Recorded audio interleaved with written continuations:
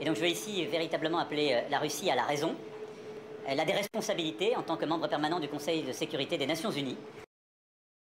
Comme vous le savez, depuis 1000 jours, nous aidons le peuple ukrainien à résister à cette guerre d'agression et nous défendons le respect du droit international.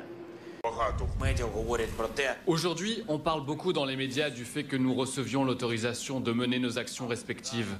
Mais les frappes ne se font pas avec les mots. Les missiles parleront d'eux-mêmes. Ils le feront certainement. Comment se préparer à l'éventualité d'une guerre? Voilà à quoi répond cette brochure distribuée à plus de 5 millions de Suédois. Le livret est rédigé par l'Agence suédoise des contingents civils. Il apporte des recommandations pratiques pour faire face à des crises telles qu'une guerre, des catastrophes naturelles ou cyberattaques. Il était nécessaire de renforcer nos principes fondamentaux en lien avec la situation actuelle. Car la Russie a toujours considéré les armes nucléaires comme un moyen de dissuasion dont l'utilisation est une mesure extrême et forcée. Escalatoire et donc particulièrement belliqueuse de la part de la Russie. D'abord en décidant d'impliquer la Corée du Nord et les armées nord-coréennes sur le sol européen et sur le théâtre des opérations.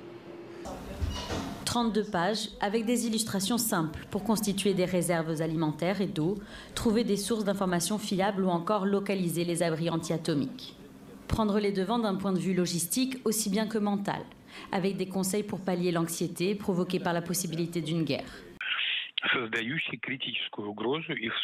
Et la Russie se réserve d'ailleurs le droit d'utiliser des armes nucléaires en cas d'agression avec des armes conventionnelles contre elle ou contre la République de Biélorussie.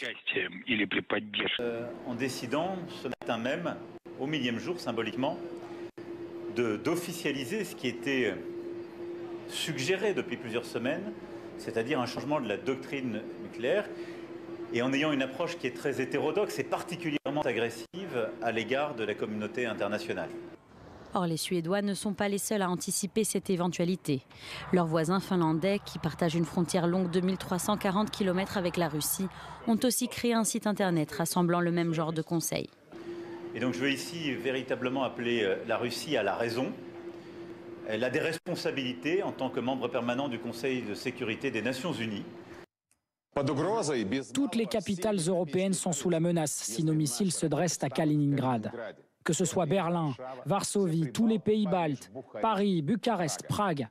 Et aujourd'hui, en ayant une posture nucléaire inédite, la Russie aujourd'hui est en train de devenir une puissance de déstabilisation mondiale.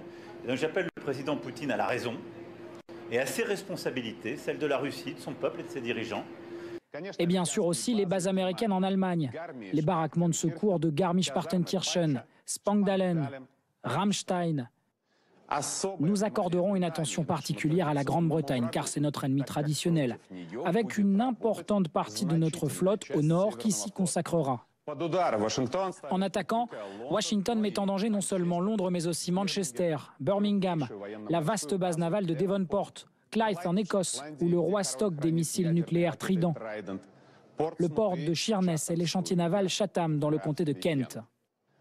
La Grande-Bretagne dans sa situation la plus vulnérable. En gros, 3 missiles et sa civilisation disparaît.